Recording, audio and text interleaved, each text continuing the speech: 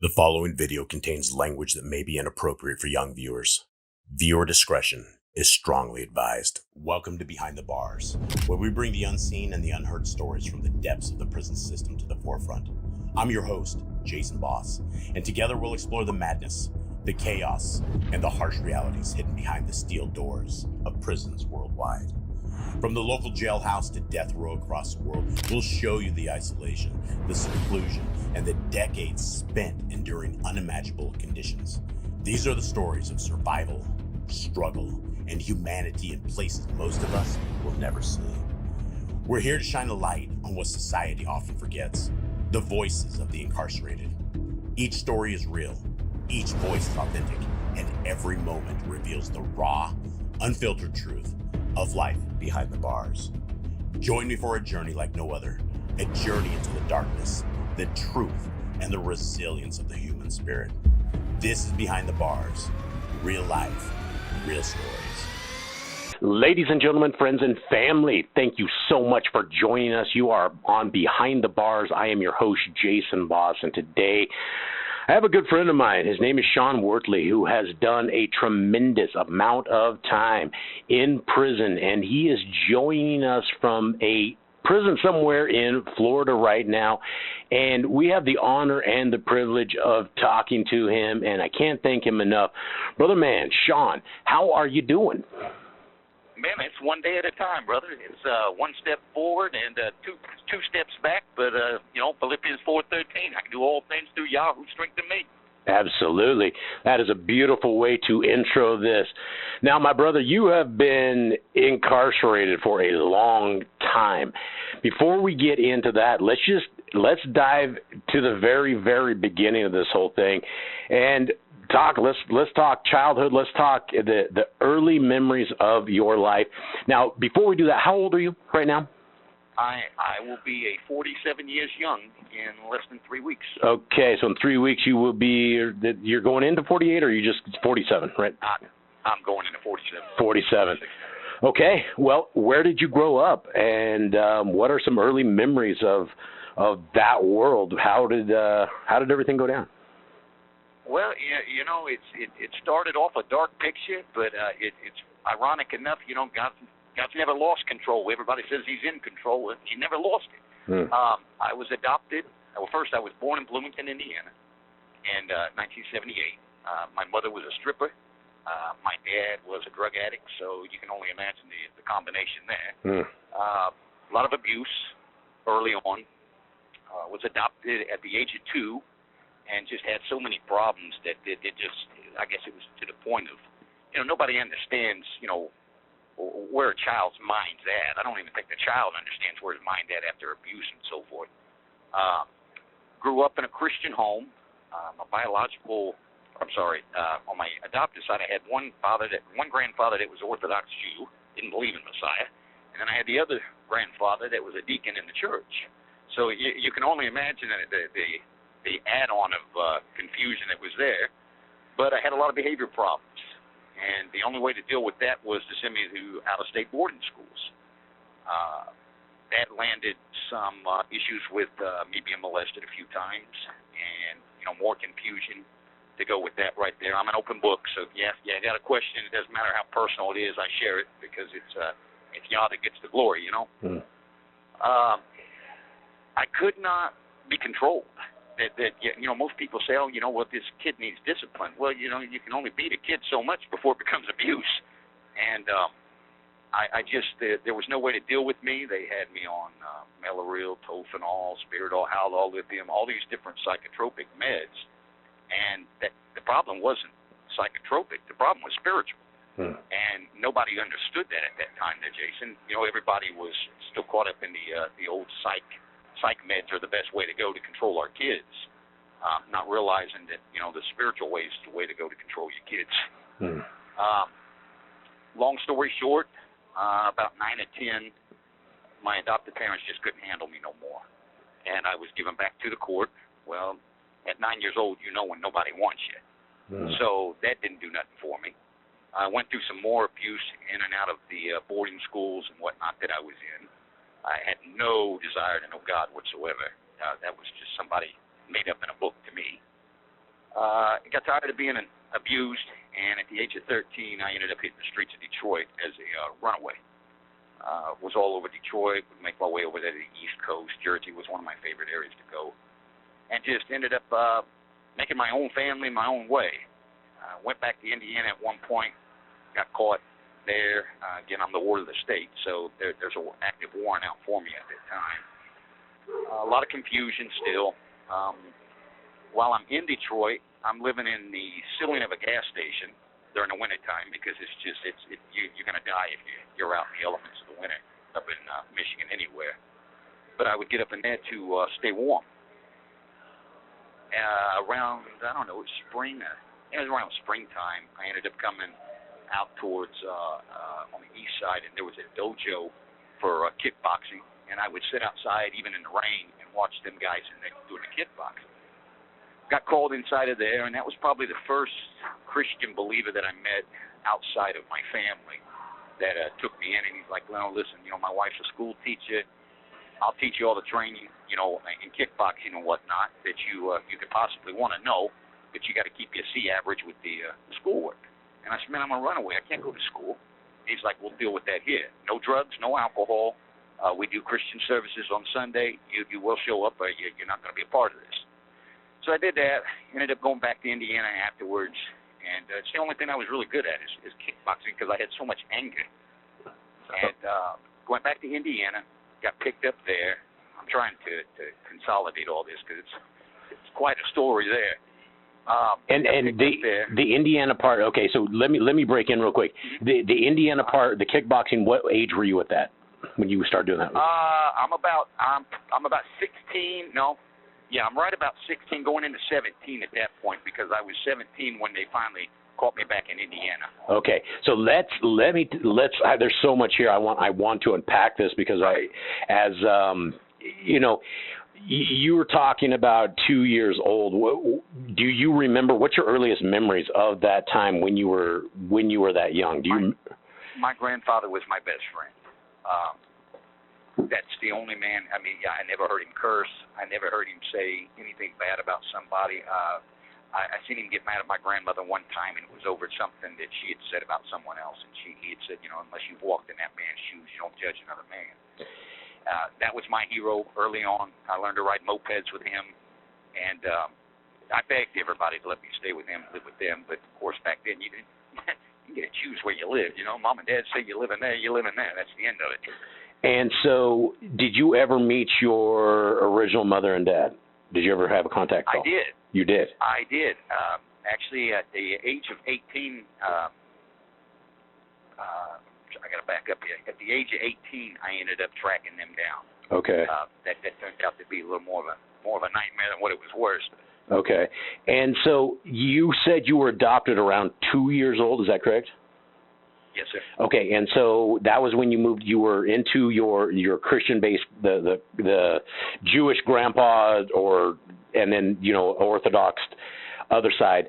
Tell me about life with this. You said that you were an out of control kid, and prior to that, you mentioned abuse. What kind of abuse are we talking about? Physical, sexual? It was sexual. Sexual abuse, and who was that done by? I had a cousin next door that was doing it to me, and then I went to a Christian home in Cuero, Texas, and it was done by the house parents there. And that was at what age? Do you remember? I was probably about 7 or 8 at that time. Okay. And when you said you were delving out of control, like you were struggling, that nobody could keep you under control. I have in my notes here like 9 or 10-ish. Is that when you kind of start spiraling? Is that where you think you kind of went downhill? That's when that's when the dynamite went off. Everybody's, talking about this. They're talking about that. You got to fix this. You got to fix that. What's wrong with you? Well, how do I explain to you what's wrong with me when I don't even know what's wrong with me? And who is that who had these conversations with you? It would be my father, my adopted father, Norman, or the psychologist, Dr. Lennon, that I had. And what would you do that was different than what other kids would do? How would you lash out? Oh, I would take a hammer to my dad's truck windows, the the windshields. I chased my sister through the house, with a knife. I mean, the things that most people would never even. I mean, you see that kind of stuff on TV, in horror movies. You don't see it in real life. The last thing you expect is an 8-year-old kid to sit there and get mad because something stupid. The SpaghettiOs wasn't hot enough or something, and goes and does something that irate. So let's talk about the incident with the hammer to your dad's truck. What set that off? What was the triggering point of that particular incident? Honestly, I would say, if looking back on it, Jason, I would say it's frustration of not being understood. I don't believe there's such thing as a bad kid. I believe that there's kids that make bad choices, and I was one of those kids that I didn't know. I didn't know what was going on with me. I knew something was wrong, but I didn't know what it was. So the frustration would make me act out in a way that would give me attention, but it wasn't the right attention, if that makes sense. Yeah, and did you, at any point, did your parents sit down with you and befriend you, or were you just kind of expected a certain direction? Oh no, my parents were like old-fashioned. You don't look back at your mother. You don't sit there and talk back, and spare the rod, spoil the child. At points I wish it was a rod I was hit with, but that belt's quite more unforgiving than that little rod. And, when you were, let's go back to the incident of chasing your sister through the house with a knife. What set that off? And were you trying to actually hit her with it, or was this just an act? You know what? I don't know whether I was actually trying to or not. I think if I was actually going to do it, I would have done it, because there wasn't no medium with me. It was either all out or nothing. Usually if I said I was going to do something, I did it. Mm-hmm. My sister, I think she was asking me to sit down and do something, don't go outside or something. My parents were at some kind of church event, and I wasn't having none of it. I mean, the slightest thing would just send me overboard. Now, where do you think that stems from, that just going from 0 to 100 real fast? I don't know. I've slowed down a lot, but I mean, even as you can hear in my voice now, I talk fast. At one point in time, I stopped to where I was doing things so quickly, talking so fast, and mind racing so much. And then I did 10 years on solitary straight, and that just screwed my mind up even more to where I just, everything's got to get rushed out, if that makes sense. Or in other words, the best way to describe that would be I got more coming into my mind than I'm able to get it out. Now, up to the 9 and 10 years old, and this kind of a breakdown, do you feel like you had people that truly loved you, that had your very best interests at stake? I think more than anything, I think it was my grandfather. I think because he would fight for me, even if I was dead wrong. He would fight for me and sit there and say, it's not a mistake if you learn from it, sonny boy. Mm-hmm. And that's, the rest of my family didn't see it that way. So is it safe to say that you just, besides him, you have not felt a true connection with either a male or a female in a parental setting ever?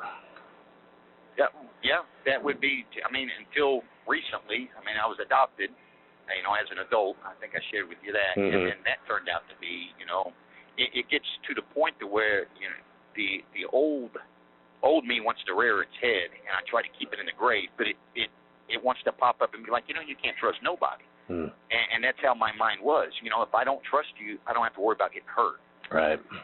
Right. Okay, so between 13, you were, okay, so on my notes here, you basically ran away at 13. You were essentially homeless or on the run per se. Yeah, a little bit of both. So at 13, tell me about that very first moment that you decided that was, what made you jump from a house, from a home, and decide to go rogue at 13? What was that day like, and where did you go? Well, the court had been placing me in group homes and foster cares and all these other places, and I had just been sent to, what was that? That's been years ago. The Family Support Center in Indianapolis. I'm there, and I keep in mind I was raised up, out in the country and whatnot. So I wasn't around other ethnicities or things like that. So when I roll in there and, a honky this and honky that, well, what's a honky? I don't even know what a honky is, My parents wasn't raised like that. Mm-hmm. Or they didn't raise me like that. So, I had to adjust, and then I got in a fight there. And then they were like, okay, well, we're going to move you over to the villages. And I'm like, well, you guys just keep moving me from here to here. I ended up getting arrested. First time I'd ever gotten arrested as an adult. As a juvie. And this is at 13? Yeah, I was 13. Okay. Long story short on that, the psychologist calls in and talks to me, and he's like, what's going on? I said, man, I'm fit to kill this kid, this, that, and the other. He's like, no, you're not. You're going to do the right thing. You're going to go to the group home. You're going to start over fresh. I said, Dr. Lennon, I'm tired of starting over fresh. I said, every time I go somewhere, I said, someone's either trying to screw me or they're trying to, get the best of me. I said, I'm done with this. Now, just give it one more chance. How many homes had you been in from? Because at 10 years old, your parents gave you back to the courts. So from 10 to 13, how many homes were you in? Oh, well, no, even before that, I started off, they sent me at like 7. I think it was like 7 or 8. I went to, it was, can I say the name of the place? Yeah, sure.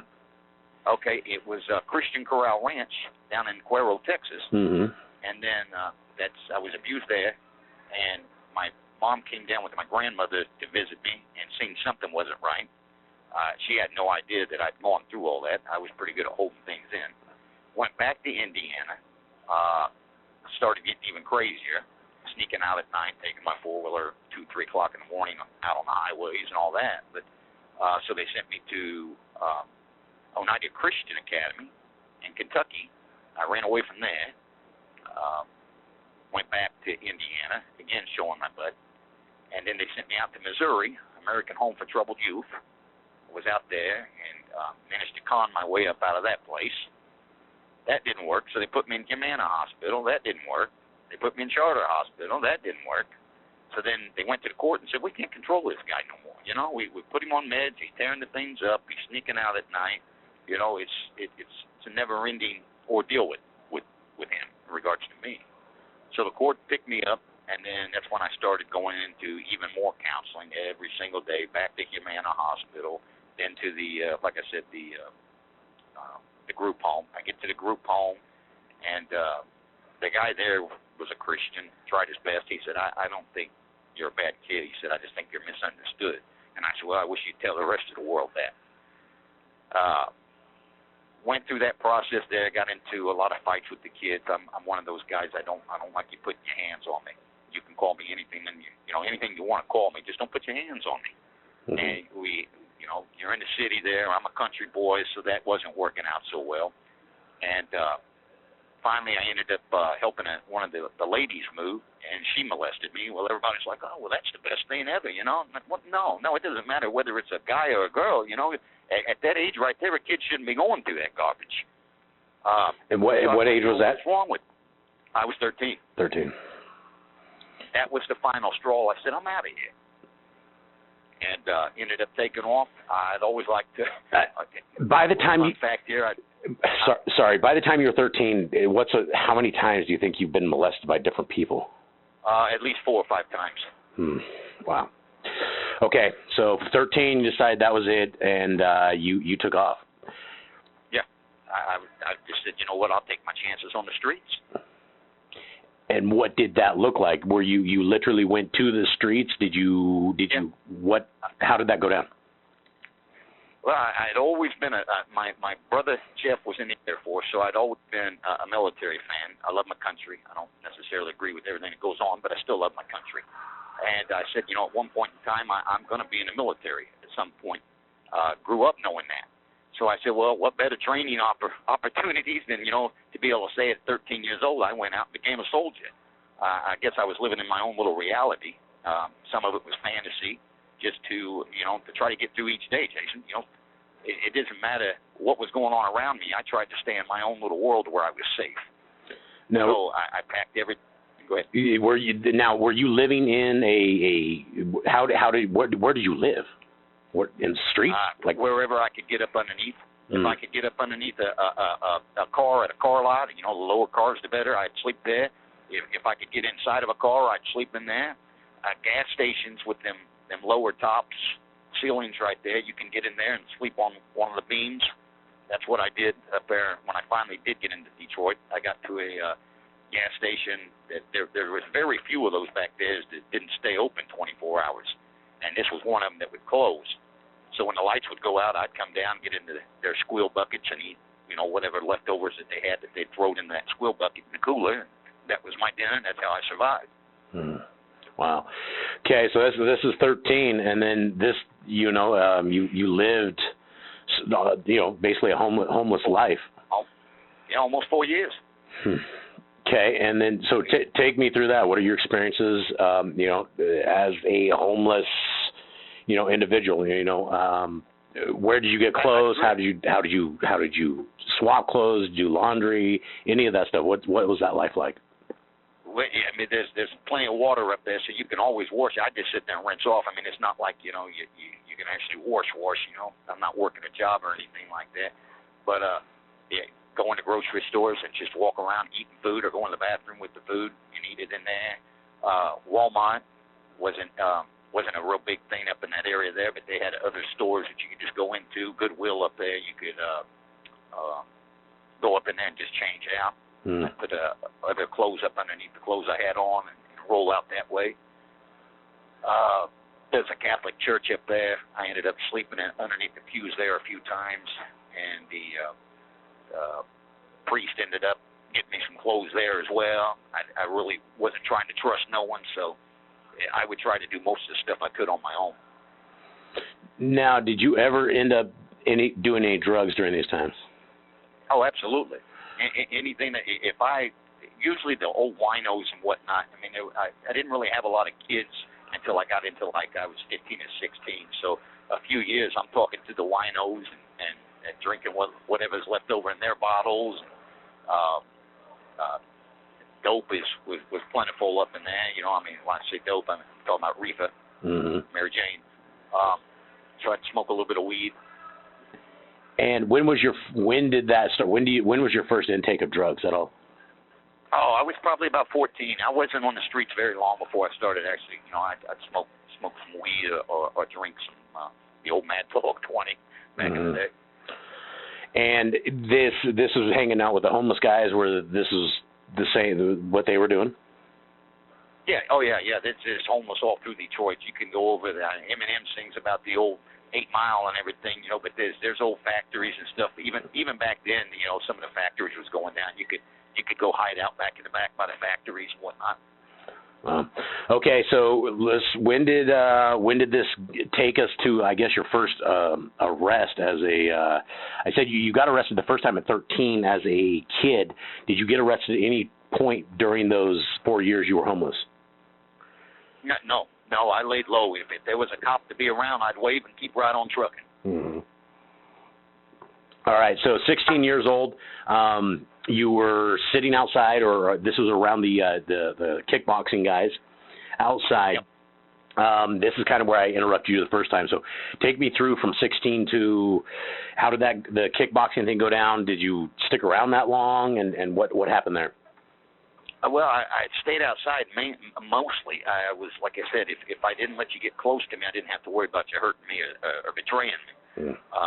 And one day I just happened to be out there. There was, it wasn't right in front of the place, but there was a bus stop just to the catty corner to where you could still see in through the bay windows and watch them train. They were pretty perceptive of what goes on around there, so they see me out there sitting on the bench in the rain watching. Invited me in, and I wouldn't come in. And then they had a younger daughter. They sent her out there to talk to me. I guess you know. I said, well, yeah, all right, I'll come on in. Came in, and they were a Christian couple, real kind. She was a school teacher. He was former military, had been hurt, and that was what he did. He taught kickboxing and did some kind of clinical psychology stuff in Detroit for, I don't know, whether it was like the campus or whatnot. All right, and so how did that go down? What was that, and how long did you stick around there? I just told him point blank. I said, listen, I said, I'm not what I appear to be. I said, I'm on my own. And he said, well, I kind of, in short, I kind of picked that up. He said, nobody just sits out in the rain on a park bench unless they're waiting for a bus. He said, you wasn't getting on no bus, so it's, where are you from? I said, I'm from Indiana. What's your name? I said, you can just call me Shawn. But they ended up feeding me. Offered me to stay there, and I said, no, I'm good on that. I said, I would like to come and learn how to do this, though. I'd like to learn to be able to protect myself. And he says, he'd asked me, he said, about my temper and whatnot. And I said, yeah, I've always been an open guy. I don't hide nothing. It's you don't have to point out my flaws. I'll tell them to you in a heartbeat. But I told him, I struggle with, anger. And he asked me why that was, and I said, I don't know. I don't know how to explain it. He says, well, you don't have to explain it right now. Let's just try to get that anger out of you. And he says, well, everything you're angry at, he says, I just want you to put it all into that bag. He says, there is no right way of doing it. He said, let's just start doing that right there. And then before we would leave, everybody, even the ones that paid student-wise, he'd make sure everybody came together in a circle and prayed. That went on for a little while. I started getting better at it, and I was like, maybe this is what I want to do. And then when I sit there and told him I wanted to be in the military, he was like, wow, this it brings a whole new meaning to things. So, I trusted him somewhat, but I never completely trusted anybody other than my grandfather until not quite my 18th birthday. I don't want to get ahead on that, though. Mm-hmm. Okay, so where did this go from here? How long were you at this kickboxing place with this guy? How did that end? I ended up taking off and going back to Indiana, and I hadn't planned on staying in Indiana, but I'd always, cared about my grandfather. So when I was on my way down to Indiana, stolen car, the car breaks down, so the cop ends up coming behind me while I'm on I-70, walking, and pulls over, and I didn't, at this point, I'm tired. I've been all over. I'm just wore out, dirty, I'm hungry, and I just told him, I said, I'm going to run away. And this is when you were 17? Yes, sir. Okay, and then the car that was stolen, did you just jump in a car and take it off? The car had already stopped. It some kind of mechanical failure on it. So I had been walking down the interstate when the cop saw me. He didn't see me actually get out of the car. I never got charged with that. Okay, so you are 17 years old, walking down the road. Was in a stolen car, didn't get charged with it. The cop, you were worn and tired and beat, and you just told him you were a runaway. What happens?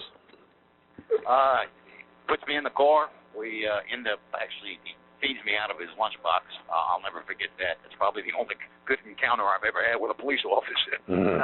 But they end up taking me to the Marion County Holding.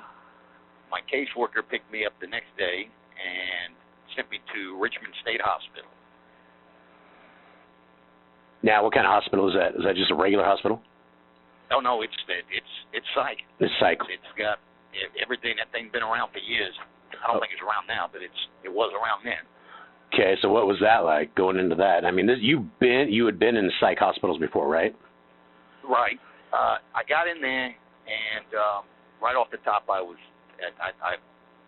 exhausted, everything else. So I rested up enough, got my energy back, and then it was straight fight mode. You couldn't talk to me. They four-wayed me to the chair. They had what was called the safe chair, where they actually use leather restraints to where they four-way you to it. It's no party, let me tell you. Finally, I ended up getting into it with another kid that was there and hurt him. The administrator there then said, well, you know what, if you're going to act like an adult, we're just going to go ahead and move you to the adult wing. So they moved me to the adult wing, and I talked them into letting me go out to where I could, give me an hour a day, and then that turned into like 3 or 4 hours. They'd open the door, and then I would go out running in the morning. I love to run. Got to talking with the security guy there. He was in a Rover Jeep, so he was always around. Was talking to him. He was prior military. He said, keep doing what you're doing. I said, I don't think I'm ever going to make it. He said, you're never going to know unless you keep trying. He said, keep doing it. He said, keep running every day. And he said, get your thoughts clear. And he said, pick you up a Bible. I said, man, I ain't even thinking about no Bible. It's amazing the people that Yah has placed in in my path that, tried to get, he tried to talk to me all along. Everybody says, why doesn't God talk to us? Well, he does talk. The problem is you're not listening. And that was me. So I'm doing all that, and I'm like, you know what? I'm going to contact a local recruiter and see if, there's people that's been placed in the military younger than what I am. Let me see what I can do. So I contact the recruiter, and he's like, yeah, why don't you come in and take the ASVAB? I said, well, yeah, that would be real nice if I wasn't down here at some mental institution. And he started laughing. He says, you serious? And I said, yeah. So I kind of shared with him a little bit what I shared with you, and he's like, let me see what I can do about getting you up out of there. And I said, well, that'd be nice, So caseworker at that point, county caseworker agrees that if I pass the GED pre-test, then I can go and take the ASVAB to join the military. So I get the GED, I pass the pre-test, I go down and take the ASVAB, and the recruiter's like, when did you quit school? I said, a long time ago. He said, kid, you're not doing great. He said, but you're not doing terrible. He said, let me see about trying to get you in. So there's a hearing held. The court's like, no, you don't understand. This guy's got problems. And he says, no, he's misunderstood. He said, let me take him. He said, I'll take him. I'll be responsible. The judge says, no, we're not. No, he said, well, let the military have him. He says, the military doesn't want this kid here. And Sergeant Shane Fuller was his name. He was part of the Richmond National Guard. He says, yes, he said, actually, we do want him. The judge said, well, you're just going to have to wait till he gets his GED and he's done with the court system. So I go back to the hospital. I'm deflated, discouraged, and whatnot, start acting out again. And finally my caseworker's like, you know what, I'm going to move you away from this guy, which seems to be the norm. Every time, things started to get better, they would uproot me and send me somewhere else. So I go out to, at that point right there, they send me out to Chipotle School for Boys in Terre Haute, Indiana. Now, this is in 1996. While there, I try out for the track and field team. I'm doing that right there and make captain of the team. It's probably the only time I've ever been in any kind of leadership. The court gives you an allowance, so all my money's going on model airplanes and tanks and military memorabilia and whatnot. So I remember one day I'm in my room and I'm putting together some planes, and a guy walks by and then he stops. He does a double take and backs up. Well, I got POW flag on my wall. I've got an American flag on my wall, models hanging from the window, and tanks galore. And he says, permission to come in? I said, come on in. This is your house, not mine. So he comes in. His name's Brian, and him and me's talking. And he's like, wow, what are these here? I said, that's B-52, that's A-10, that's an F-15 Eagle. That's a replica of an M16A1. I know the terms. I've been reading up on it. And I said, he says, well, what do you want to do with your life? I said, well, at some point, I said, I'm going to go in the military. And he started smiling. I said, what's so funny? He said, nothing. He said, you're on your way. So him and me started talking off and on. I told him about Sergeant Fuller and all this, and he's like, you're getting a raw deal this time, kid. He said, I don't like this. He said, you just keep doing what you're doing, keep studying. So I take the trash out one day, and it's nighttime, and I'm not supposed to be smoking. But the kids can smoke there, but if you're a part of the track team or any kind of athletics department, you're not permitted to be smoking. So I'm smoking a cigarette, and I hear ting, ting, ting.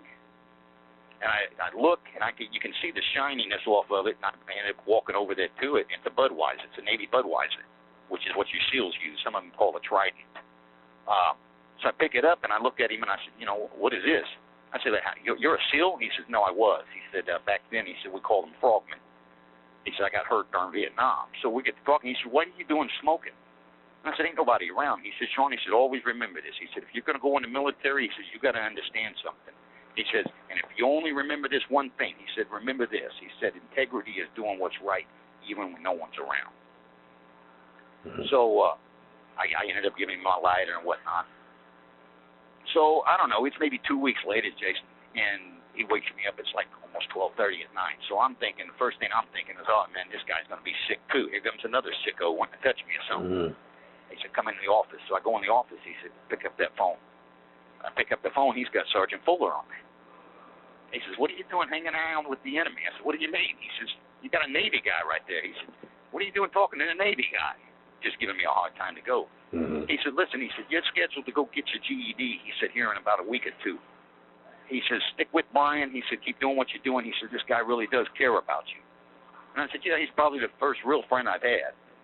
So we ended off of that. And the day before, I'm probably going to get choked up on this one now.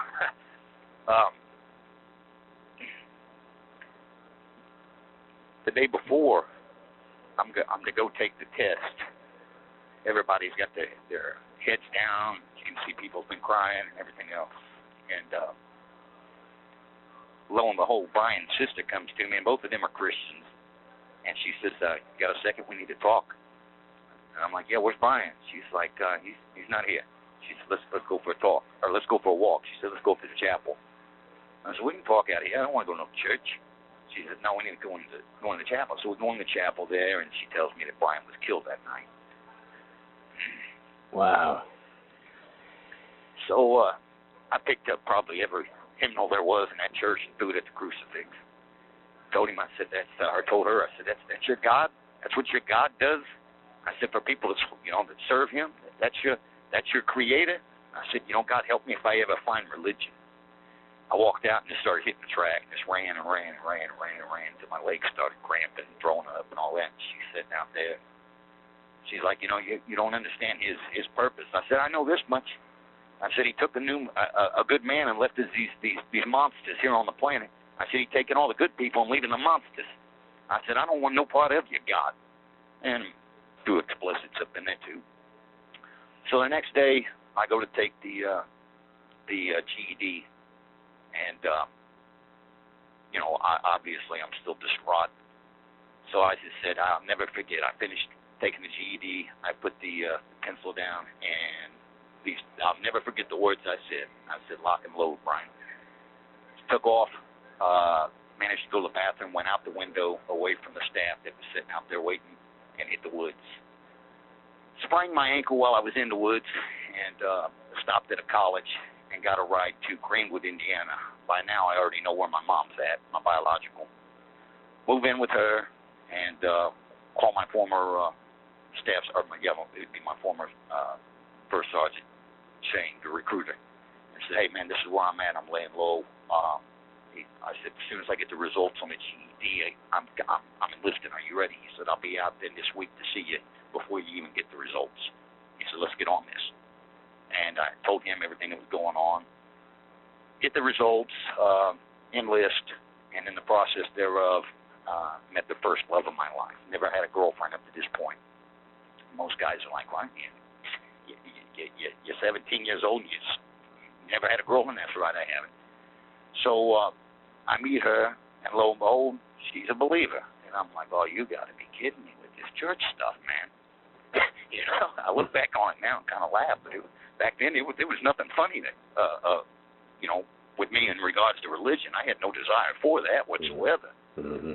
Everybody that had served, the Most High, they was either gone or something crazy happened to them, So her and I get to go in a relationship, and she's like, you ain't sleeping with me, none of that stuff till there's a ring on this finger, and we're married, we're doing this the right way. And I'm like, okay, well, as soon as I complete basic and everything, we'll get married.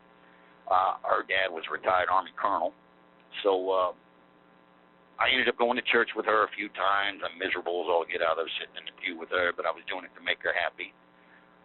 Shane, Sergeant Fuller, got it to where I was able to attend guard drills prior to basic, but I couldn't handle, any ammunition or armaments or anything like that because I hadn't been properly trained. So I'm going to the drills. He's like, you need everything that you got going for you. He said, if you're wanting to go Ranger on that, he says, you got a lot to work on. He said, you are not there yet. I'm like, all right, whatever. I'll do whatever I got to do to earn that title. And, I wanted to be a tough guy. Everybody wants to be a tough guy. Nobody wants to be just a normal guy. Mm-hmm. But while I was at drills one weekend, that Sunday, she was coming to pick me up and ended up hydroplaning and was killed in the process of coming to get me. This was your girlfriend? Yeah, we'd actually engaged at that point right there. Was going to go to basic, and then after I finished basic, we was going to get married. Wow. Yeah, So it's, within a matter of like not even a year, I just lost my best friend and then the love of my life. So I went into a spiral. I'm homeless at that time right there. I moved out of my mom's house. Just didn't want to be around anybody. I always told everybody, there was only one friend for me, and that was alcohol. Her dad, Todd, ended up finding me passed out on her grave and sat there. And after the second time, he's like, all right, we got to do something here. Who's your recruiter? And I told him, he's like, yeah, I'm going to make some calls. So he calls my recruiter and says, listen, we don't get him in some kind of detox and then shipped out. He stands no chance of being any kind of useful soldier. He said, this kid's all over the place. So they put me in detox. I'm in detox for like, I don't know, it's about 24, 48 hours or something like that. I leave there. They take me to MEPS to swear me in and all that, fly me down to Fort Benning. I'm down there at Fort Benning. I'm doing great. I'm halfway through basic and ended up having a dream about her and just lost it.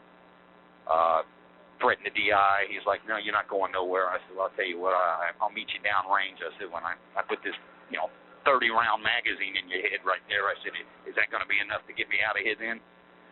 So they ended up taking me over to the chaplain. I got tossed out of the military with a RE3, which allowed me to re-enlist in 2 years. Her dad had helped me get that because they wasn't even going to give me that, give me an uncharacterized discharge.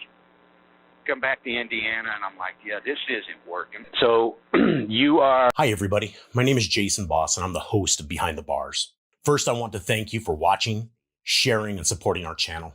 This project means the world to us because it's about giving a voice to the unheard. The men and women behind the bars who share their raw, unfiltered stories of life, mistakes, redemption, and lessons learned. But here's the reality. Because of the nature of our content, Behind the Bars will never be monetized by YouTube. And that's okay. We're not doing this for the money, but to keep telling you these stories, to keep bringing you interviews from across the plains, we need your help. Right now, we're sitting on over 15 incredible interviews that are waiting to be edited and shared. We've got the footage, but we need the resources. More interviews mean more editors, more work, and a bigger team to make this vision a reality. And that's where you come in. By becoming a Patreon today, you're not just helping bring us these stories to life. You're also getting exclusive access to behind-the-scenes conversations and untold stories that won't be available on YouTube. These are the moments that take you deeper into the lives of our interviewees, as well as the challenges and triumphs we face while we are creating this channel. If you've ever been moved by one of these stories, if you believe in the power of second chances and in a shining light on the human experience, please consider supporting us. With your help, we can reach further and roll out even more of the content you love. So from the bottom of my heart and from all of us here at Behind the Bars, thank you for being a part of this journey. Much love to you, y'all, and we'll see you in the next episode. You had just basically got kicked out of, not really kicked out, but I guess in some way you kicked out of the military. Take me from that point there. So I ended up coming back to Indiana, and I get me a ticket to Greyhound. I called my adopted mother and told her, I said, I just got left out. I lied to her and told her I taken medical and gotten out of the military. I said, I need some money to get back to Indiana. Of course, my brother was in the Air Force. Jeff was in the Air Force, and told my mom, he said, no, they should be paying for that if it's a medical discharge. So she said, I don't care. I'm sending him the money he needs to get back home. So I come back up to Indiana, and, of course, I go straight to her grave and sit there. And I told her, I said, I don't know what to do. I said, I've lost everything. I said, now my goals are gone too. I said, where do I go? What do I do now? I said, where's your God in all this? I mocked God an awful lot. Ended up going and talking to her dad, and he's like, you don't need the military. He said, you need God. And I said, listen, I'm tired of hearing about, this creator. I said, I ain't had nothing but pain, I said, from everybody that served him. And I said, how about your daughter? I said, how's God working out for your daughter there, Todd? I said, yeah, she's in the ground. I said, where's he at? I said, that's right, nowhere to be found.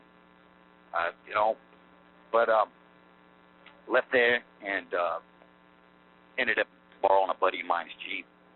And this was one weekend. I'd been drinking a little bit, and And one weekend I drive by this church, and I'm like, all right. So let's see what where you at? Where you at? All right, I'm here. Where are you at? So I go in there, I sit on the back pew, and there's a lady in front of me. But I was quiet about it and everything. But I sit down there, and I guess she must have smelled it on me.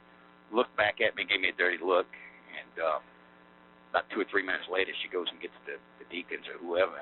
They asked me to step outside there with them.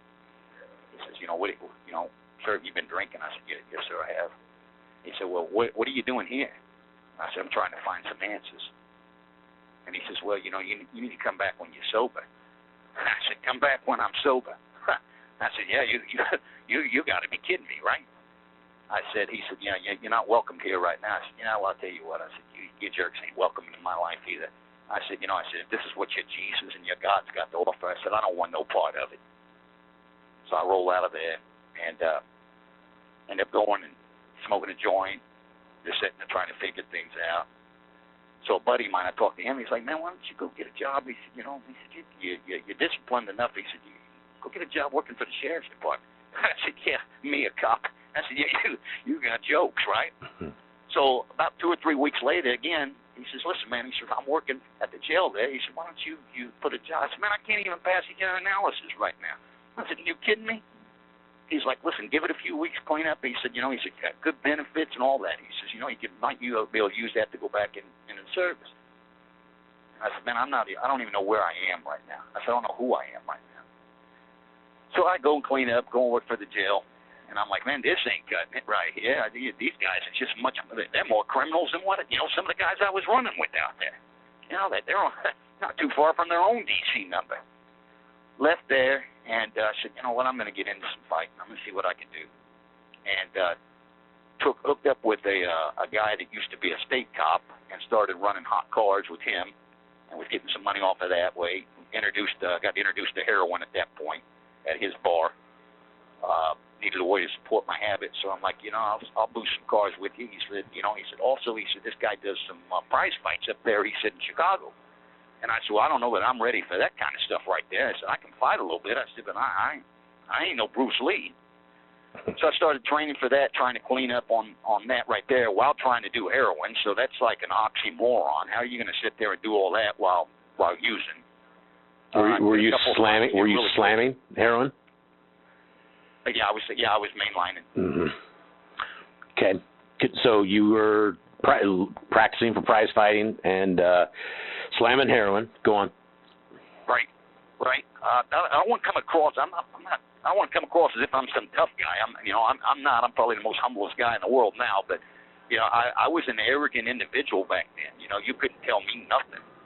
And I ended up. This guy was an old Italian and ran some from. There wasn't actual contracted fights or anything like that. It just guys come off the street and you fight and jump in the cage and do your thing. And $100, you win that fight, you get $100. This ain't thousands of dollars or anything like that.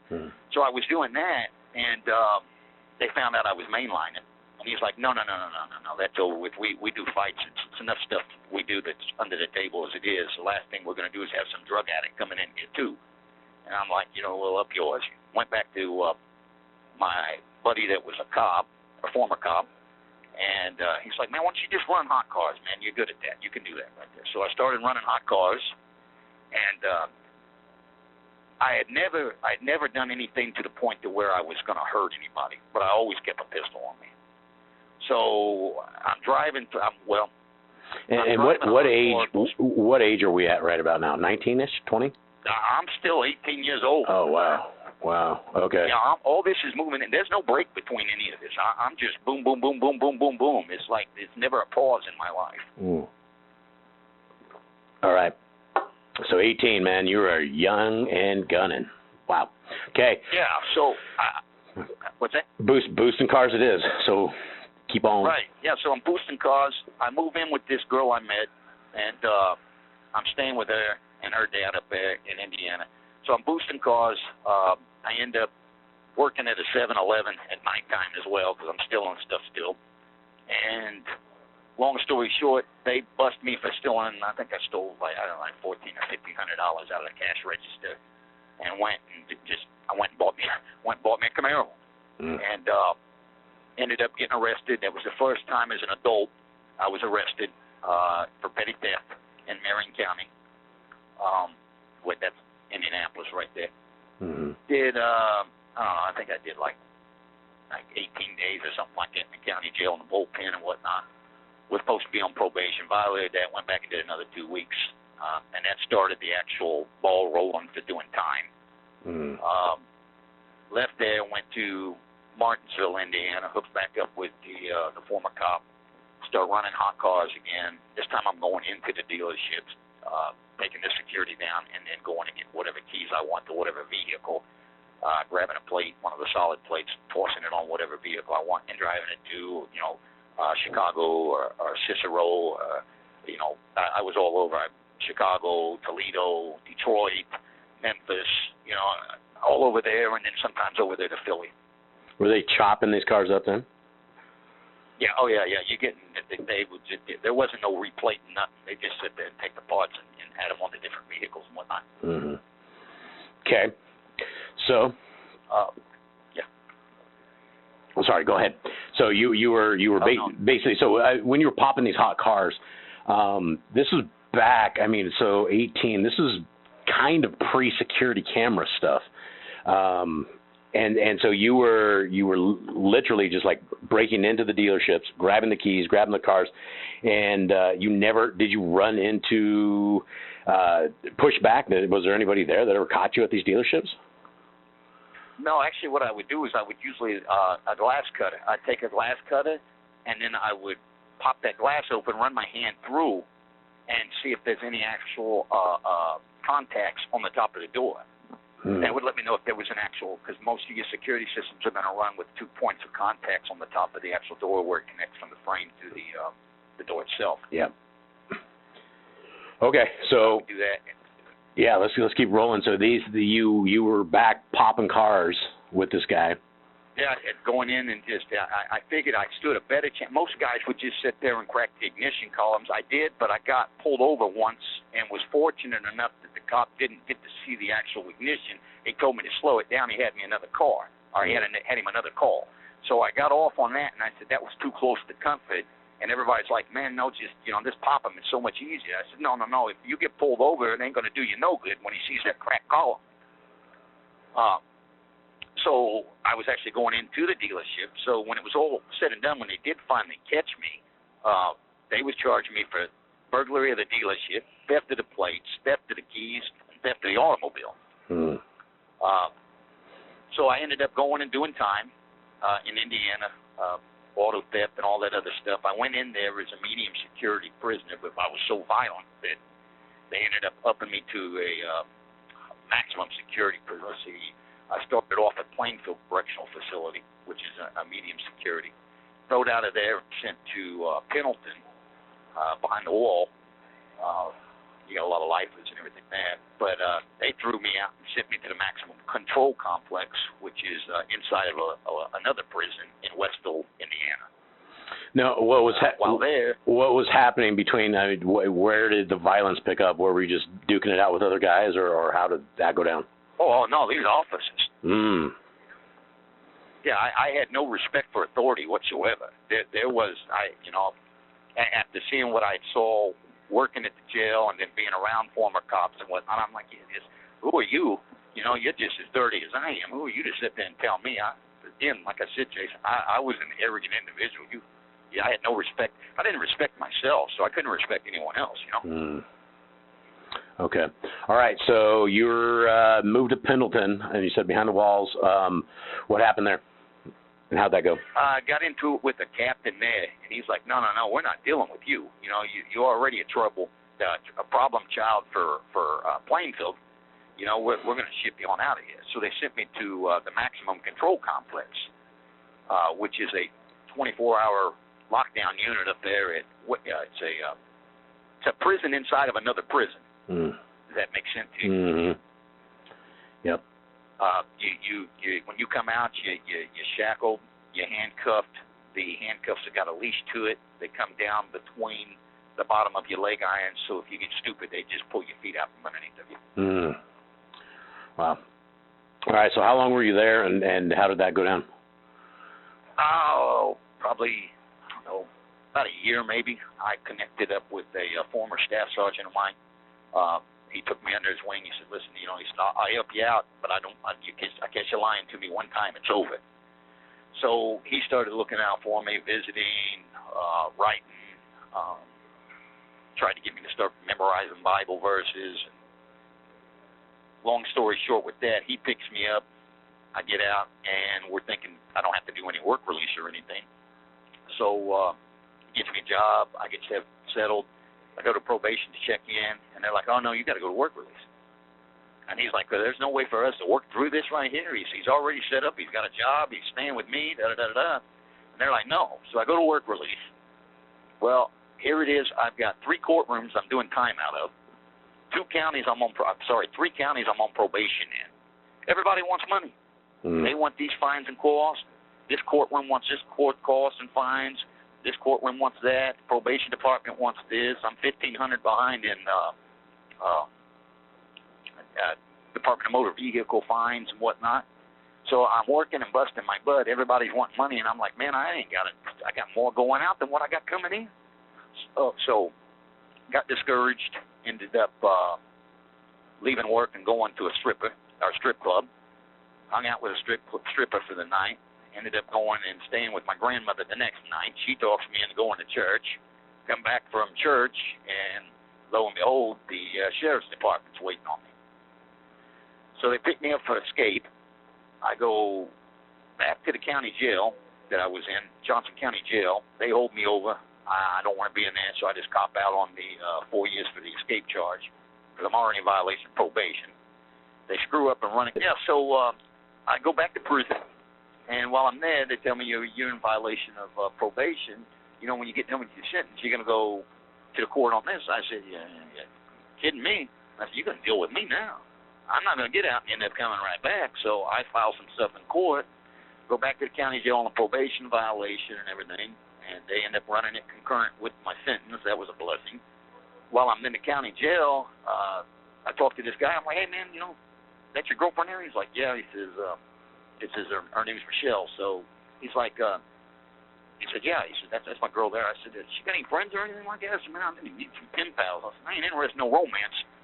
He's like, yeah. He said, let me see what we can do. So she tries to hook me up with her friend. I'm talking to her, writing through the mail and everything to her. Well, my buddy ends up doing Michelle wrong. So Michelle starts writing me. I kind of start getting a little bit of the feelings and whatnot. And I'm like, you know what? I ain't ever really loved but one woman. Maybe I could learn to love this girl. I'm 20-some years old. I think I'm 26, 27.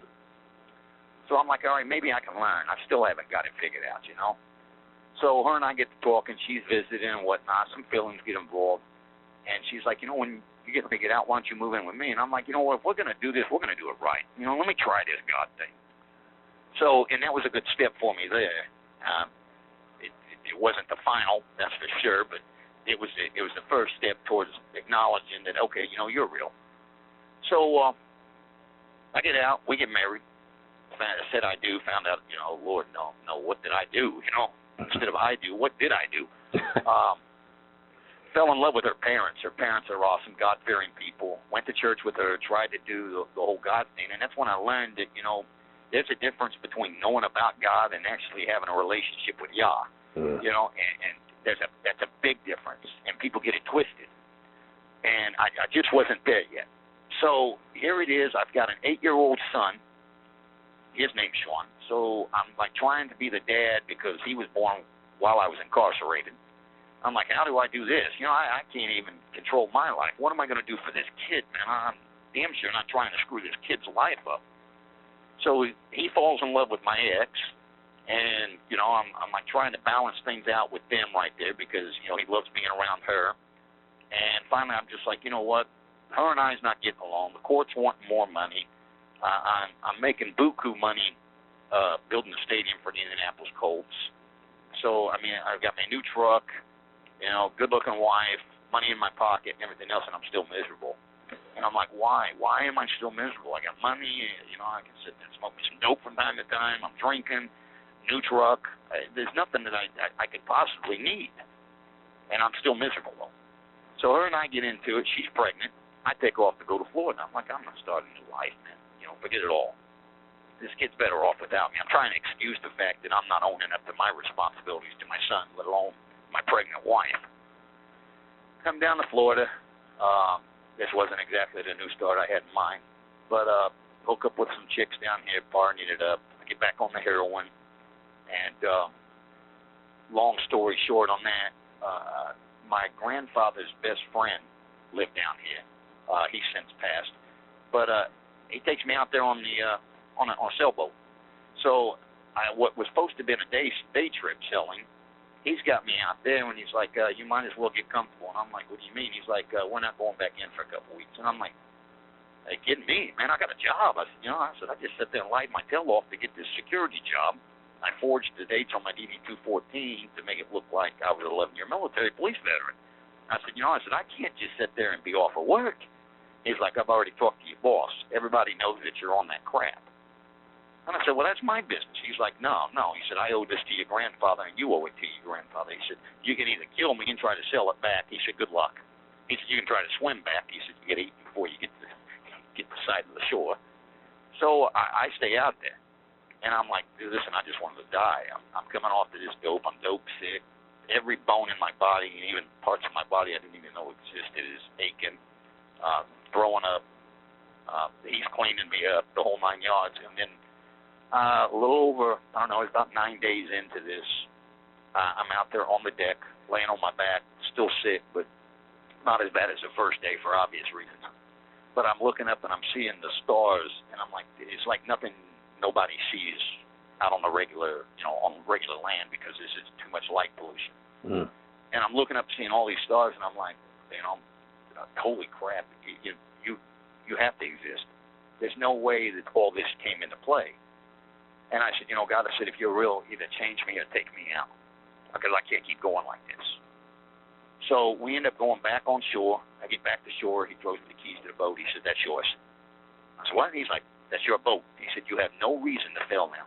He said, you got a place you can live. He said, you got an opportunity to travel. And he said, you got the greatest tool. He said, to isolate yourself and do like Christ did. He said, going out, he said, away from everybody and to desolate areas, he said, praying. And I said, well, I won't go that far there to sit there and say I'm going to get close to God. He said, well, you better get close to him. He said, rather sooner than later. He said, you're not promised tomorrow, Shawn. And I just, I mocked him, of course, but come back. I'm working at the resort, a whore dog and a half right there. It's spring break. There's beautiful girls galore. There's dope galore. There's alcohol galore. I'm in my sinful element. A buddy of mine starts hanging out down there, and he sells dope. So I'm like, hey, listen, man. I said, tell you what, I'll cover it for you. I said, I'll outfit you with a radio. I said, I'll cover it for you. I said, when Beach PD, I said, or ATB, Alcohol Tobacco Bureau, is here, I said, I'll get on the radio and tell you to stand down. I said, give me $300 every other night. I said, you're making thousands of dollars down here off of this right here. I said, you got hundreds and hundreds of spring breakers you're serving dope with. So we do that. End up hooking up with this girl. She's down from Alabama. She's down from Alabama. I'm in my late 20s. She got no business being with this teeny bopper. She's 18. We hook up, do our thing a few times. She cops some dope off of him. The next day I come back in, and he's like, hey, man, I need that other $150. I'm like, $150 for what? And he says, them Barbies you got off of me, or she got off of me. I said, she paid you for that. He says, no, she came back and got some more on your face. I said, you don't ever do that. I said, that's just a piece right there. I said, that ain't my girl, man. So I go to her room. We go to a room that we'd had earlier, vacant. We get into it. She spits in my face. I snap. I put her on the wall. Told her, if you spit in my face again, I'll kill you. She spits in my face again. We've been drinking, high as a kite. That doesn't excuse what I did. And I chuck her ass off the 7th floor. And I'm like, what is wrong with you? What is wrong with you? Why did you, I already know after I've done it, I'm like, wait, you just went over the top right there. You went past the point of no return. You just tried to kill someone now. I get down there, try to play like I'm rendering aid. That didn't go over real well. I'm not a very good actor nor a good liar, so I just, I don't even bother to try. So I go to the police department. I do know that I got a warrant out of Indiana on me for violation of probation and whatnot. So I'm denying everything. I don't know. I talked to her then just in passing, No, we've never been together, blah, blah, blah, blah, blah. I'm trying to get out of there before that NCIC comes back showing there's a warrant. They should have ran an actual check on me prior to the interrogation, but they didn't. A couple officers lost a job on that. So I end up rolling out of there, hightailing it back to a girlfriend's house that I was living with. Cops show up there. I'm hiding in the woods and whatnot. Make my way back to an aunt's house down here, get taken into custody, go into court. They're sitting there saying, what was it, sexual battery, false imprisonment, and second-degree attempted murder. And I'm like, well, where the hell did the sexual battery crap come into play here? So I talked to my lawyer. I said, listen, man, I don't deny being a pervert. I said, I'm like any other man. I said, I'm trying to get with every girl I can down there. I said, but there's a big difference between a pervert and a rapist. Right? And he's like, listen, it's all right. We're going to get through this, blah, blah, blah, blah. Or she said, it's all right. We're going to get through this, da-da-da-da. I said, well, listen, I said, her and I had been at the house together. I said, we had relations in the car. We was at McDonald's together, Walmart together. I said, this ain't adding up. I said, she's saying in this affidavit, I said, that we'd, never been together. I said, there's physical evidence out there to show otherwise. So it's ignored, of course. And then another guy I'm talking to never sit there and share your story with another inmate. Never, because you can be dead to the right. He's going to sit there and twist it for his benefit. So he goes and says, I admit to all this, so there's a conflict. They give me a conflict lawyer. And I said, and they're like, well, the private investigator shows up. And I'm like, well, what's up with all this right here? Why haven't all this been done? She said, well, we didn't know there was any DNA anywhere. I said, there's DNA at the house. I said, there's DNA in the car. I said, we're on surveillance and all this. I said, this is going to refute everything she's saying. I said, I don't deny it. I said, I tried to take her life. I said, that's for her, them to try to prove. None of that got processed. Long story short, I go to trial. They've done changed and amended the charges a half a dozen times. Another girl jumps on this, and she was might have been assaulted. She don't remember. So they're charging me. Media's all over the place. ABC, Fox News, CNN, Associated Press. I mean, my aunts my grandmother was out in Colorado and finding out about me off of CNN. So, I mean, it went, all over the nation. So I'm like, what are we going to do about this? He says, it's normal. He says, people, they smell opportunity at the money. He said, that resort should have never hired you. You got a felony background and all this other stuff. I said, okay, I got a felony background. I'm not a rapist or a freaking murderer. And he's like, well, we'll deal with it in court. I said, I'm not too, optimistic, I said, about dealing with these people in the court. So we go to trial. Right before trial, he offers me 30 years. I'm mad. Told the prosecutor, I'll take 30. You take 15, I'll take 15. We're going to be cellmates. When we both get out of prison, I said, we'll go register together. But once again, just being my cocky self. Go to trial. I beat everything except for that they found me guilty of a lesser included offense of aggravated battery instead of what I was guilty of on the attempted murder. Not guilty on the kidnapping. Her friend got up and actually stood up for me on that.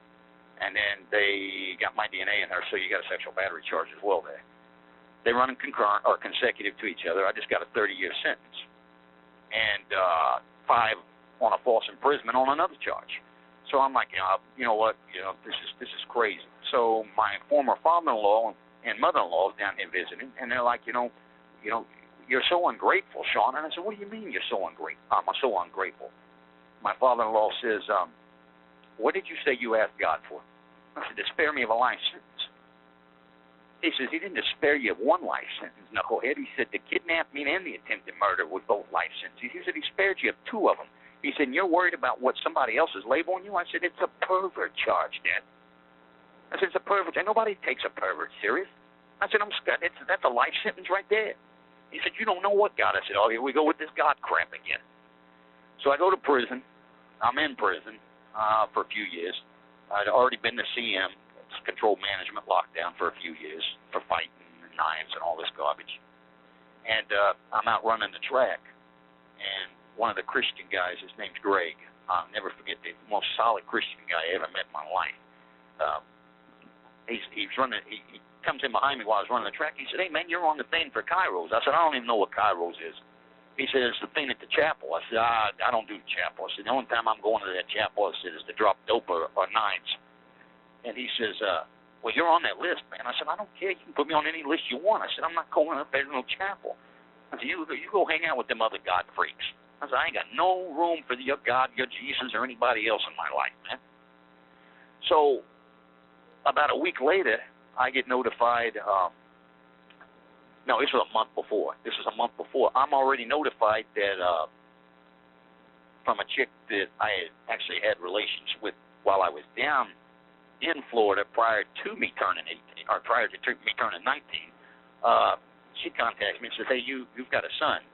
So, so I'm notified that, would I like to take a DNA test? I'm like, well, yeah, I'm not just going to sit there and claim something, And she's like, well, I tried to find you, but, it was just that one night, da-da-da-da-da. So, sure enough, comes back 99 point, some percent, that's mine. I said, all right. His name's Shawn. So I got two boys named Shawn. So he's a Christian. He's a drum player at a church, honor roll student. I'm like, well, I don't know how the heck that happened like that, because I ain't ever done anything good in my life. And she's like, would you like to get to know him? I said, well, sure. She said, well, let me talk with him a little bit, blah, blah, blah, blah, blah. So about a few days before I was to go to the Kairos retreat that they had at RDCI, this is in 2014, I call him and we're talking. He's like, you really should. I tell him about the retreat thing. I said, I don't really do the God thing. I said, but you can talk to me about God if you want. And he's like, well, there's nothing else to really talk about, Dad. He said, that's what I live for. And I'm like, well, if that's what works for you, he says, it's not about what works for me. He said, it's the truth. So he says, you should really go to the retreat thing. And I'm like, Shawn, I don't really do the God thing. I said, I haven't really, He says, you haven't given him a chance. I said, Shawn, I said, I can't argue with you. He says, well, what do you have to lose by going and trying? And I said, okay, I'll go and check it out. So I go to this retreat thing. While I'm there, before I get up there, I see this guy posted up on the by the gate, and I tell my buddy Greg, the one that told me I was on the list. I'm like, what is this? I said, a cop convention? And he said, those ain't cops. I said, that's a cop right there. I said, he's either a cop, I said, or he's a former soldier. He says, well, how do you know that by looking? He said, he's a volunteer. I said, you see the way he's got his arms placed? I said, he's wore a load-bearing vest. I said, he's either wore a load-bearing vest, I said, or he's wore a Kevlar vest.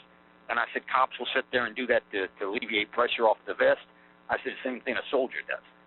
He says, he's not a cop.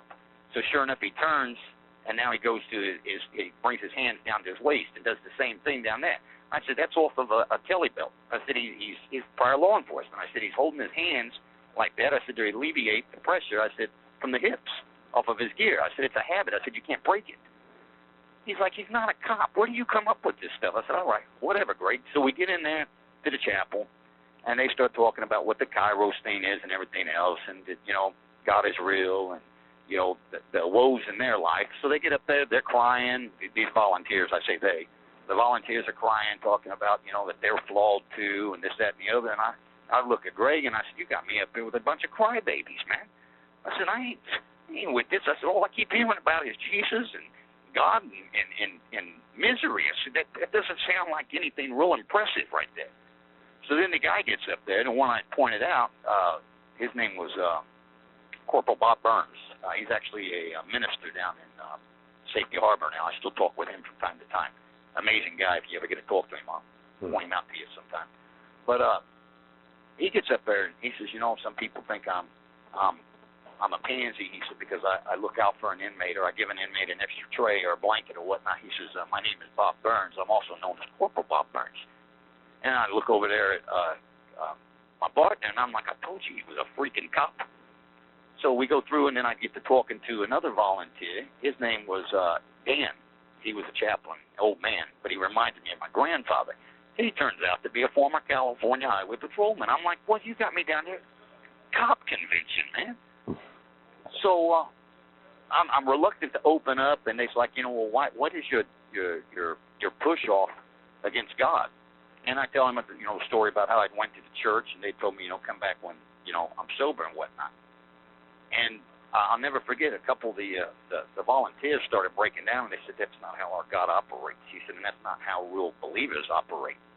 And I said, well, that's how your brothers operated at that church, that's for sure. So some time goes on. It's like a 3 or 4 day event. And the last day, they dress up the table with tablecloth, and then they surprise you with a bag full of handwritten letters. So I go through that right there. I get to the last one. I see a construction paper, and it's got a cross on the front, and then it says, Yeshua loves you. You open it up, and it says, ow, ow, ow. He's on the cross. So I flip the card over, and it says Caleb, 8 years old, and I just lost it. So who's Caleb? I hit my knees. Caleb. His name was Caleb. It turns out he was a autistic little boy, and they didn't know whose bag to place the card in. And it just so happened the cop turned around and said, "No, I know this the one." And they put. There's a thing with me when it comes to kids and animals. Listen here, I'll fight the whole world off to look out for a child or an animal, and God knows that. And I don't want to get ahead of myself, but I'll tell you something later on about my issue with God refining the edges using children and animals to do it. So I hit my knees and I said, God, if you will change me. And it was just the most, it was almost like, it's like I was covered in warm oil. And I just felt the most peace that I'd never, most peace I ever felt in my life. I mean, Jason, it was like I wasn't in prison. There was nothing that was holding me back. There was no worries. There was no pain. No defenses. I didn't have no reason to be hostile or aggressive or anything, man. It was like everything just changed for me. And I said, Yeshua, I said, if you'll change my life, I said, I'll go wherever you want me to go. I'll do whatever you want me to do. I said, I don't know whether you can use me with this garbage that I have on my record and whatnot. I said, but, I said, if you'll send me and you'll change me and you'll use me, I'll do whatever you want me to do. So everything goes good. I go back. I tell my son. He's excited. I said, I gave my life, I said, to the Father today. I said, I don't really know where I'm going yet, Shawn. I said, but I'm trying. I said, I hope I turn out to be the dad that you need me to be. And he says, Daddy, I want you to understand, just because you become a believer doesn't mean that all your problems go away. He said, it just means, that you don't walk alone. He said, through those problems. And I'll never forget that, because that was the last call. It was the last call I had with my son. Kept calling the next few days, and no answer. And finally, the phone rang, and then someone answered, and the guy was a cop. He said, well, it's actually in one of our bins here. He said, this was taken out of an on-site accident app. He said, let me get you, to the investigator. So I'm on at this point, I'm on, a cell phone I had no business being on, so I can't explain to the cop that, hey, I'm in prison. Long story short, he's like, yeah. He said, who are you? I said, this is my son's phone. I said, I'm calling. He says, nobody got in touch with you? I said, no, sir. I said, it's hard to get in touch with me. He said, you need to talk with our chaplain with the sheriff's department here. He said, let me, transfer you over. So I talked with the chaplain. He's like, yeah, your son was killed. Him and his mother was killed. He said, what we know, he said, is they was at a party, and his mother had a little bit too much to drink, and he said the car went off the road. He said, sending consolidants. He said, there wasn't a lot of pain. And I lost it. I said, then told Greg, I said, once again, I said, I told you. I said, everything that has to do with God, I said, turns back to be painful, man. And I said, man, I don't want no part of this, man. So I went back to my cell and just broke down. And I said, what is it? What is it you want? I said, just spell it out for me. I said, because I can't figure you out. I said, I don't understand you. I said, every time I get close to someone, I said, or every time I surrender my will to something, I said, everything falls apart. I said, it's a crap storm.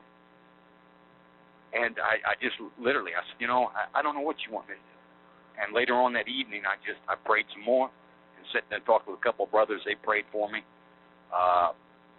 Went and seen the chaplain, and we prayed and came back. And finally that night, I told God, I said, listen, I don't understand, but I trust you.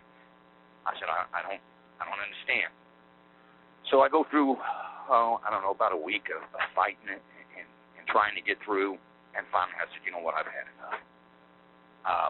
The day before, I had told Greg, I said, man, I don't have no batteries for my MP. I said, I'd like to listen to my Third Day, which is a Christian group my son loved. And he never did violate any rules in it, so it was ironic that this played out the way it did. So I'm not thinking anything about him bringing me batteries. I'd asked him for him like 2 or 3 days prior to, so finally I was like, you know what, forget this. So took me a bunch of pills and rolled me a joint of K2. That thing was probably enough to kill a horse. I wrote a note that said I went to find my wife and my son, and then laid it down there on beside me, put my earbuds in my ear, and put on the Third Day, Let Me Love You. I'll never forget that song. And just faded off. All I remembered was I kept hitting that joint, hitting it until I couldn't hit it no more, and then just went out. Well, I had done gotten so many daggone Zanny bars that, how I'm talking today is a miracle within itself. Ate it all, and Greg showed up and knocked on the cell door. I'd had the cell door covered up with a towel. And conveniently, he thought he heard me sit there and say, come on in. Comes in, and I'm out. He seemed to know and then realized, that my shirt, I had a hole burnt in my shirt where the joint had actually burnt through when I passed out. Drags me into the shower. I'm in the shower. He's got cold water, everything coming on me. I don't remember none of this. All I know is flatlined. They gave me up to medical, shoved something down my throat, tried to pump stuff in me, get to see the EMS. Again, I don't know none of this. They pump me full of charcoal, transport me out, whatnot. Flatline again, bring me back. They come back to, after I think it was like 3 or 4 days out of the hospital, they send me back to the prison. The prison rules it as if I just overdosed, wasn't an actual suicide thing. I just lose it. I can't focus. I'm smoking that K2 crap again and again and again. It's burning my brain up. Ended up going and transferring and got caught with some knives. Go back to CM. Get off the CM. Go to another institution. And I'm like, God, I don't understand this. You delivered me from this, and I just had the biggest peace ever in my life. And then now I'm back in turmoil. Why? And finally, a buddy of mine sat there and said, man, you just got to sit there and go on a fast. And I'm like, man, I'm not no Pentecostal, man. I'm not no lay your hands on all this stuff right here. And he's like, you don't have to be. He says, but if you ever want to try to get back to what you was, he said, you have to surrender everything. He said, because you're in some serious battles right now. And he said, this isn't no kickboxing match, Shawn. He said, this is a spiritual battle here. He said, you can't fight, he said, under any kind of ROEs. He said, with that right there. He said, you got to go full-fledged surrender and let him fight. So I did that, and everything started changing. And I met another chaplain. His name's Steve. Steve Walsh. He's the chaplain over there at Okaloosa CI. So he starts working with me. And I'm like, Steve, I don't understand it, man. I said, I'm doing everything I'm supposed to be doing now. I said, I can't get any play in court. I said, I belong in prison. I said, I did what I did. I said, I didn't do everything. I said, but I'm more than wanted. I said, but I got these pervert charges. I said, ain't nobody going to sit there and take me for real on this, man. And he said, there's many people, he said, that was rejected. He said that he turned around and used. He said, nobody liked fishermen. He said, Shawn, he said, but yet he said, the lowliest of the low. He said, he used a tax collector. He said, and a zealot. He said, do you know what that is? And then he started breaking that down to me. And I'm like, yeah, okay, well. So I asked God, I said, what is it? I don't understand this. I'm giving my life to you. You've taken my wife. You've taken my son. I've got this pervert charge. What is it? You expect me to really do something with the charges I have now? And Jason, I swear, I was the most frustrated individual that ever walked the face of this planet. But about a week later, it hit me. It woke me up out of a dead sleep in the middle of the night. He's like, what's the wages of sin? I said, death. He's like, that's right. The wages of sin. That's one sin, Shawn, is death. He said, you're down here. All right, so I'm sick. He's like, what's the wages of sin? Death. He said, just one. He says, you're down here. He says, you're cheating on your wife, committing adultery, you're drinking, you're stealing from guests, you're taking advantage of people. You tried to kill one of my children. and you're worried about what the world says you are, or what the world places a label on you as. You know, and it hit me. I'm like, oh, wow, you know what I'm saying? We're so quick to talk about, well, we didn't do this or we didn't do that. Well, it doesn't matter what we say. In man's law and his law is two different things. And I started realizing that. I'm like, well, Scripture says what it says, and it doesn't matter whether I like it or not. That's his word. So I started changing everything. I said, you know what? Use me wherever you can use me. And that's the key. The key to it all is surrender. It's not getting in there kickboxing. It's not getting in there fighting. It's not getting in there stabbing. It's not getting in there trying to do anything of your own physical force. It's getting to the point where you says, apart from me, you can do nothing. Well, he's right. You can't. So I go back to the institution I was thrown out of. I'm there. And they send me to, ironic enough, they send me to a faith-based facility. So I go to a faith-based facility. I'm completing the classes. And I help a guy save him from losing a bunch of phones, cell phones. Those ain't allowed. And in turn, he allows me to start using his phone to get on the internet. So I'm doing that, talking to people. I'm still starting to get depressed again. And one night I'm sitting there thinking, man, I'm just going to do it the right way this time. It's a back and forth. Matthew talks about how, the seeds, some seeds planted in a rocky soil, some planted, and just barely takes roots, and then the sun comes up and dries it out. Well, that was me. I could never get my roots down deep enough, because I was still holding on to my efforts.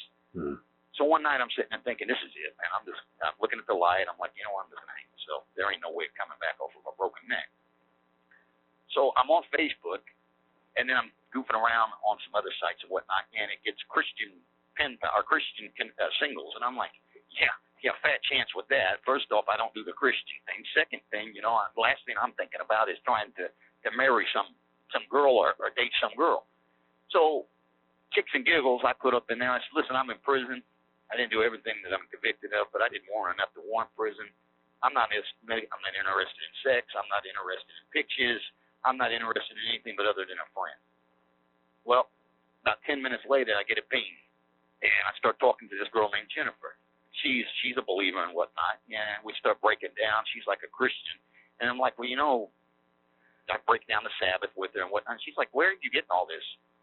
And I said, it's in the Scriptures. I said, they don't want you to see the truth. And she says, well, my Bible says this and this, Sunday this. I said, well, I can make a book say anything. I said, but if you get into a real Bible, I said, you're going to see that it's not adding up. And I'm like, well, wait a second. How am I going from sitting and talking, I want to kill myself, to talking about, religious facts with her? What kind of fruitcake am I?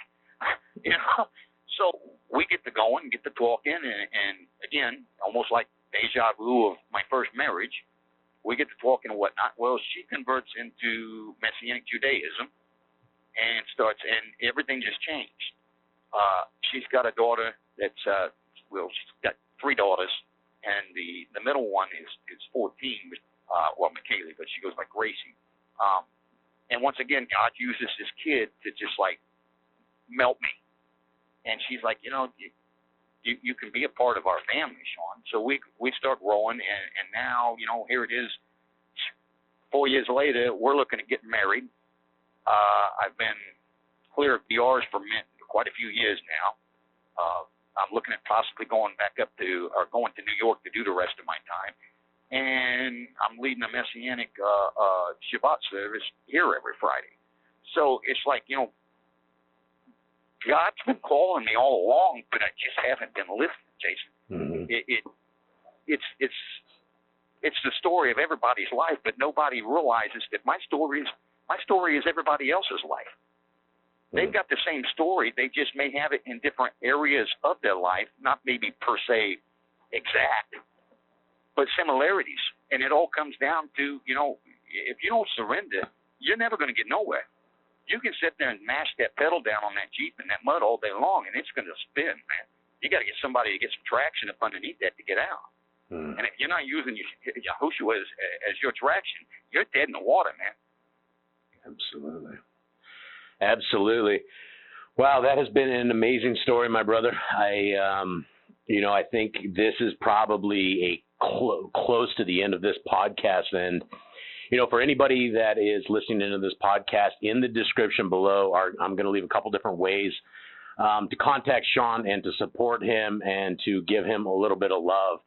And, Shawn, I really, really, really, really appreciate this testimony. This was one of the most heartfelt conversations I think I've had. I don't think I've almost cracked up as many times as I have during this, this afternoon. I've been blessed by the Creator of the universe to be able to have these kind of conversations with brothers such as yourself. And I thank you very much for coming on this podcast, for being a part of this. And I hope I can get you on this podcast another time. You willing to come back on? Anytime, Jason. Anytime, brother. All right, my brother. And to everybody out there, thank you again for being on Behind the Bars podcast. This is Shawn Wuertley, and it's been a pleasure. Much love to y'all. Shawn, thank you very much.